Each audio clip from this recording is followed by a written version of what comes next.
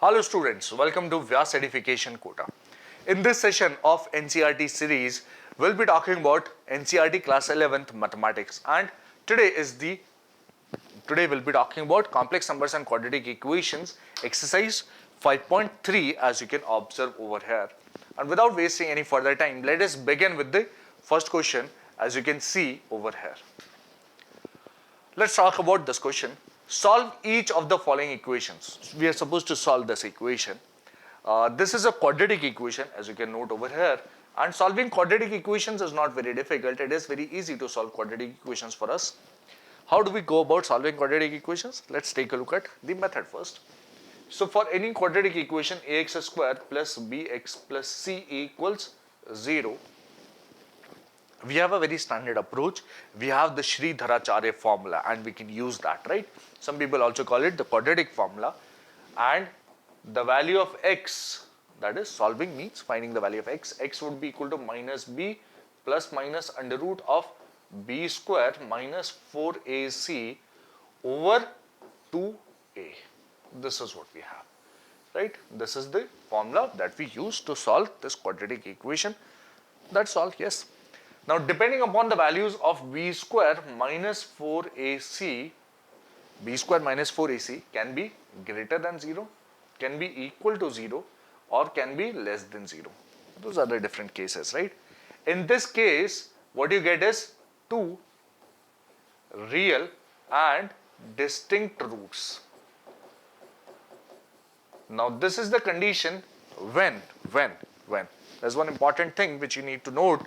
For this to happen, a should not be 0 and a, b, c must be real numbers. A, b, c must be real numbers. For this to be true, for this to happen, a, b, c must be real numbers. That's very important, right? A, b, c belongs to R and a is not equal to 0. For this quadratic equation, these are the roots, yes? And therefore, b square minus 4ac greater than 0 implies two real and distinct roots. Okay, b square minus 4ac equal to 0 implies two real and equal roots. Then for b square minus 4ac less than 0, what do we get? We get two imaginary roots. Two imaginary roots. Yeah, no, or you can say them, or you can say that these are non-real roots. Okay. And the special thing about these imaginary roots in this case is they are two imaginary roots are complex conjugate of each other, are actually conjugate of each other.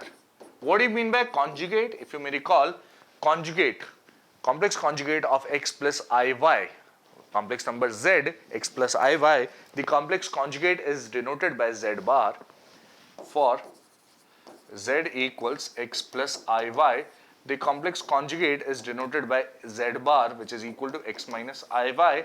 And we'll also observe that the two imaginary roots that we obtain are always in this kind of a conjugate complex pair form. Okay. Some people would also be intrigued by this formula, and how do we get this particular formula? So I'll give a glimpse of how do we get this particular formula, and let's observe. Ax square plus bx plus c equals 0. For getting that formula, the only thing that is important is a should not be 0. ABC can be anything for that matter. Can be anything means ABC can be any real or any complex numbers for getting that formula. For getting that formula, that's important, right? So we have only used this condition up till now, and once we have used this condition, the first thing that I'm going to do is I'm going to divide by that value a, so that I can convert it into a perfect square, convert this quadratic into a perfect square. X square plus b by a x plus c by a equals 0. This is what we get.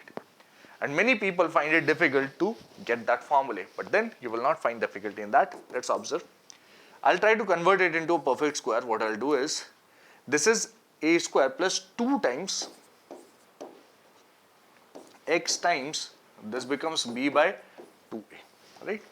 So I'm trying to convert it into a perfect square in terms of x. So I already have an x square. What I want to create is x square plus 2 times x times something plus that something whole square. Add that. So this is x plus y whole square kind of a thing. And since you have added this, let's subtract this. Plus c is already there. Plus c is already there, mind you. And from here you can note that this becomes x plus b by 2a whole square first. Okay.